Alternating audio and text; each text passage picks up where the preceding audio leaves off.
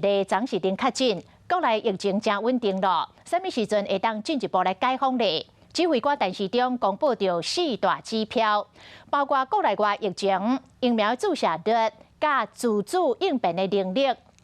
台大儿童病院院长黄立明讲，上大关键也是第2剂甲第3剂疫苗的注射率，至少都要达到7-8成以上，也有用食的这个药都要有够。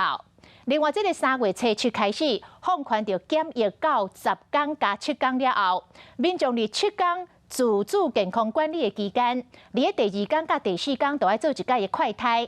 医师李秉颖认为，这个快筛也是有无准确的问题，恐惊也是会甲病毒传到社区。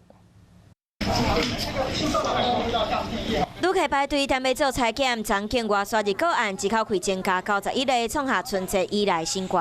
卫福部长陈时中公布解封的4大指标，包括国内外疫情疫苗注射率和自主应变能力。不过，什么时阵会使行向后一步？最大的关键还是第2剂跟第3剂疫苗的接种率。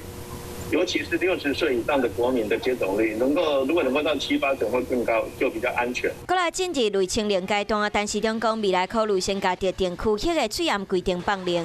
如果大家都是分散的地方，其实是不需要强制戴口罩的，比如说骑车，比如说跑步，这样子跟其他人没有接触的时候，是可以考虑不必戴口罩。头一批10加7的旅客今仔日正式解除隔离。指挥中心公布，民众伫7天健康管理期，敢若需要伫第2天、第4天做1摆快筛。不过，安尼敢有可能造成社区有感染风险？自主监管管理的时候，我们现在是规定用快筛啊，快筛当然也会有不准确的问题，它会有一些伪阴性，也会有一些伪阳性。李秉颖表示，无按算维持本土清零，呼民众要求赶紧注疫苗，只要甲病例数控制好，莫出现伤济重症，搁有死亡，才有一步一步来解封的本钱。